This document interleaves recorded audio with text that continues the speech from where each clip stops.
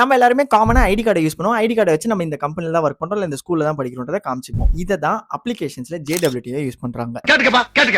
Welcome to part 18 of becoming better than 99% of people in tech industry. JWTனா JSON web token. இந்த டோக்கனை நீங்க நல்லா கவனிச்சீங்க அப்படின்னா அதுல 3 பார்ட் இருக்கும். அந்த 3 பார்ட்டையும் ஸ்ப்ளிட் பண்றதுக்கு டாட்ஸ் யூஸ் பண்ணி ஸ்ப்ளிட் பண்ணிருப்பாங்க. ஃபர்ஸ்ட் பார்ட் இது மெட்டாடேட்டா மாதிரி, இது என்ன டைப் ஆஃப் டோக்கன், இந்த டோக்கன்ல என்ன அல்காரிதம் யூஸ் பண்ணிருக்காங்க அப்படின்ற எல்லா இன்ஃபர்மேஷன்ஸுமே இதுல தான் இருக்கும். Second part payload. இதுல தான் உங்களோட ஆக்சுவல் இன்ஃபர்மேஷன்ஸே இருக்கும், எல்லா ஆப்ஜெக்ட்ஸ் எல்லாமே இருக்கும். இதுல முக்கியமா நீங்க உங்களோட பாஸ்வேர்ட்ஸ் எல்லாம் வைக்க கூடாது, ஏன்னா இந்த பேலோட யார் வேணா டீகோட் பண்ணி பார்க்க முடியும் இந்த பர்டிகுலர் லிங்க்ல போய் பார்த்தா. Third part signature. இதுதான் ஒரு டோக்கன் வேலிடா இருக்கா இல்லையான்றதை டிசைட் பண்ணும். சோ அடுத்த வாட்டி அந்த டோக்கன் நம்ம கிட்ட வரப்ப சேம் கீயை வச்சு தான் இந்த டோக்கன் லாக் ஆயிருக்கா இல்லையான்றதை மட்டும் தான் செக் பண்ணுவோம். JWT வெப் டோக்கன் ஒரு ஸ்டேட்லெஸ் டோக்கன் அப்படின்னு சொல்லுவாங்க. அது ஏன் அப்படி சொல்றாங்கன்றதை டீடைலா எக்ஸ்பிளைன் பண்ணி நான் ஒரு PDF கிரியேட் பண்ணி வச்சிருக்கேன். அந்த PDF உங்களுக்கு வேணும் அப்படின்னா லிங்க் அப்படின்னு சொல்லி கமெண்ட் பண்ணுங்க. இந்த மாதிரி யூஸ்ஃபுல்லான இன்ஃபர்மேஷன்ஸை சிம்பிளா தெரிஞ்சுக்கிறதுக்கு கோட் வித் மாப்ளே ஃபாலோ பண்ணிக்கோங்க. அத்தன்டிகேட்டர் ஆப்புக்கு நெட் தேவையில்லையா? அது எப்படி அப்புறம் நம்பர் ஜெனரேட் பண்ணுது? இதை நான் அடுத்த வீடியோல எக்ஸ்பிளைன் பண்ணிருக்கேன், போய் பாருங்க.